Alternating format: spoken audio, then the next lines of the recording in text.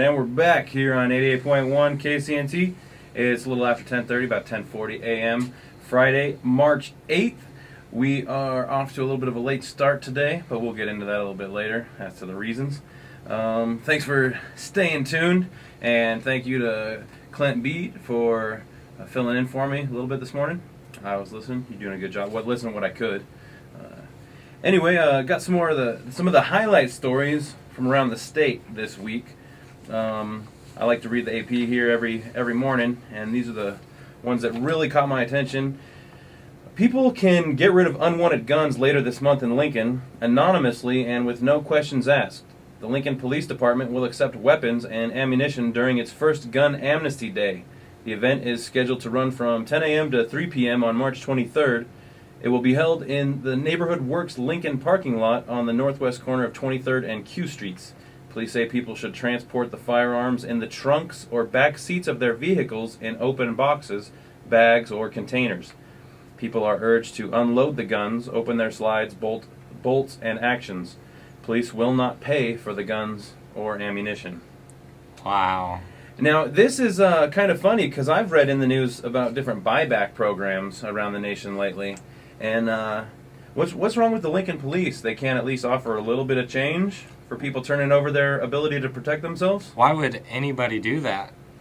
You know, I was thinking about this because I tried to approach it from all angles, and the only thing I could come up with is if you bought a hot gun, or you bought a gun underground, but then you've since got into buying them legally or whatever, and you just have this one piece that you got illegally, this could be the way for you to just hand it over, get rid of it, so you don't have to worry about it. But criminals aren't going to turn in hot guns that they use. I wouldn't think so. No. They would at least try to sell it underground again to get their money back. The only way they could potentially get firearms from criminals is to offer money for it, because they could be in like a hard-up situation. All right, I need some money. It's anonymous. And then they do it. But this way, they're only going to get like unwitting citizens, that just fall prey to these kind of things. Yeah, I'm not sure what they're hoping for on this, because I don't see it happening. I remember right after Connecticut, I saw a guy, I think it was in San Francisco, where they had this turn-in program, a buyback program, and he just said he's been an avid firearm collector his whole life, but since that shooting, he feels less safe in his own home for having a firearm. And I couldn't believe that anybody could make that logical leap. Right. Anyway, a similar story, just the Lincoln judicial system. Nearly half of all juveniles accused of a crime in Nebraska are facing their charges in adult court. And a state researcher says many will struggle to find jobs as a result. Ann Hobbs, director of the Juvenile Justice Institute, said Wednesday that nearly 45% of youths charged in Nebraska were prosecuted as adults between July 2010 and June 2011. More than 4,000 youths were booked into some form of detention during that period. Hobbs presented her findings Wednesday to the legislature's Judiciary Committee. Lawmakers are promising reforms for the state's juvenile services this year to focus more on treatment and rehabilitation. A bill by Senator Brad Ashford of Omaha would require juvenile cases to start in juvenile court instead of adult court.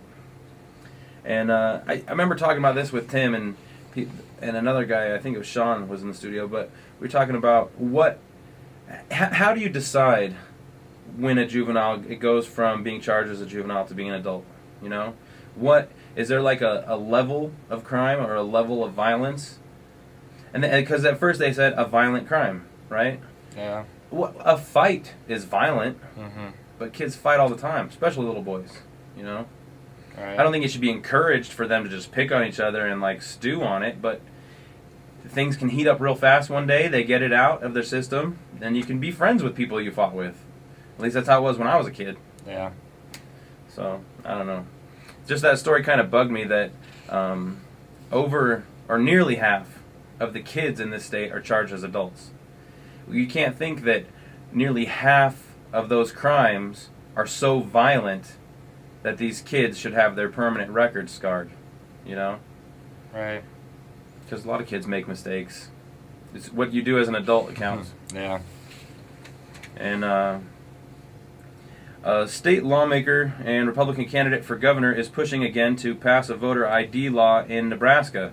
Senator Charlie Jansen of Fremont will present his proposal Thursday to the legislature's Government, Military, and Veterans Affairs Committee. His measure would require voters to show government-issued photo ID before casting a ballot. The bill would require the Department of Motor Vehicles to issue identification cards to qualified voters who don't have driver's licenses or other IDs. The measure wouldn't apply to early voters or mail-in ballots unless a person hasn't voted before. Lawmakers killed a similar measure last year with a filibuster. The debate raged for hours, with one state senator referring to the legislation as Jim Crow light.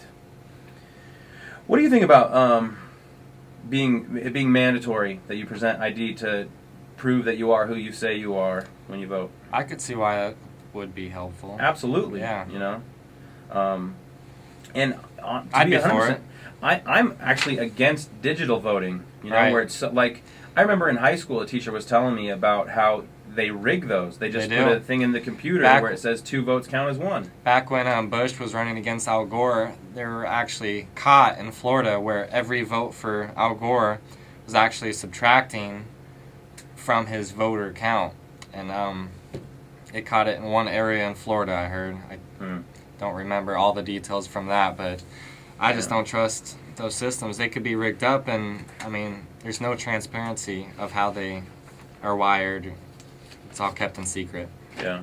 And I remember hearing a story out this year out of Ohio of a elderly woman who, I forget what it's called, but basically ran her polling place. She was the top lady of her district, whatever, so she was in charge of her polling place.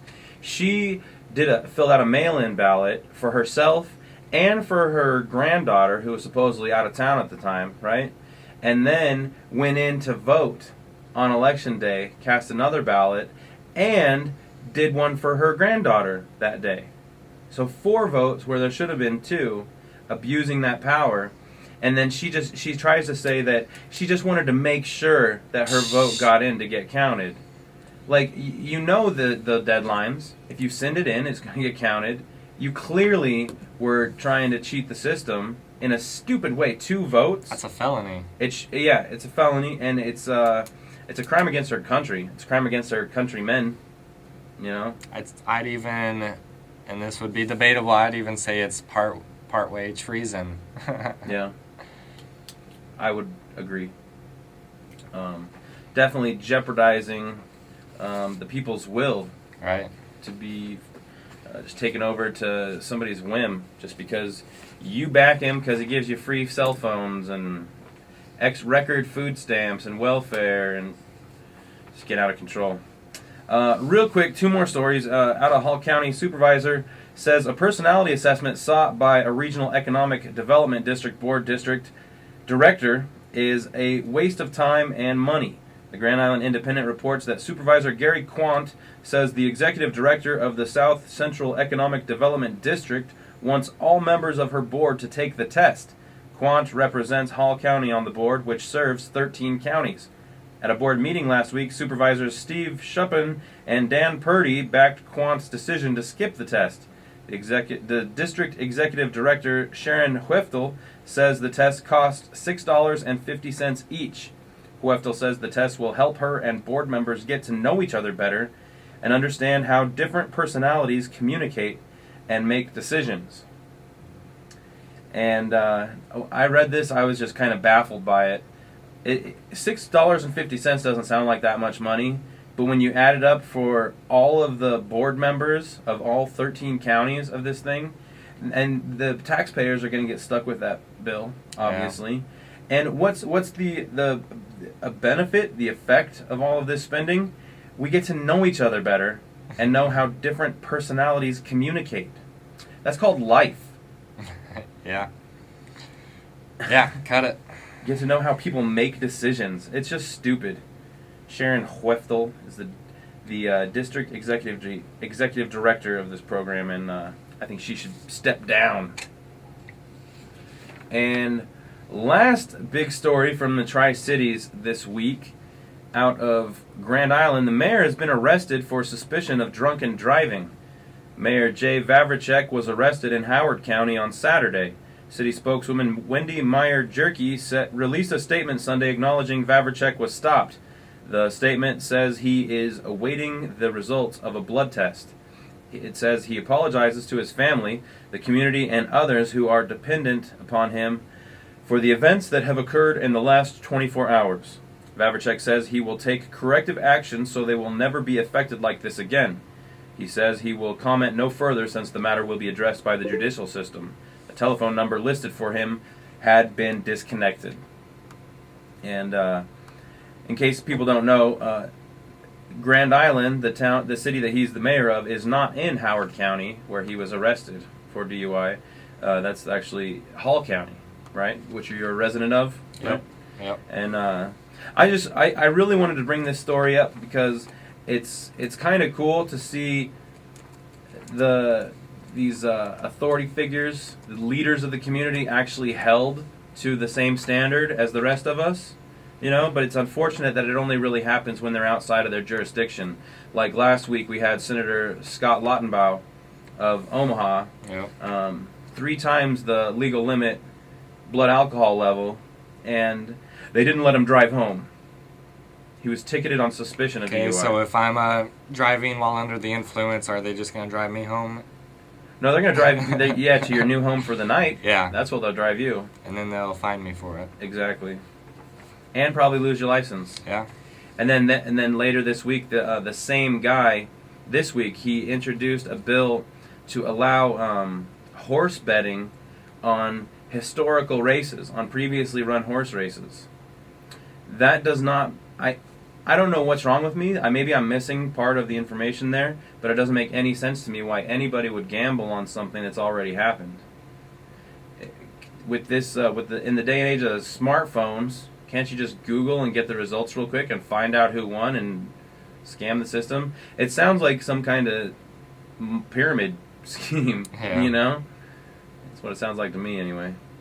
But we're going to come back here in a minute. I think Nick's got some stories to share with people. Sure But do. first up, we're going to play some music for you. This one's Bob Marley with Jammin' on 88.1 KCNT.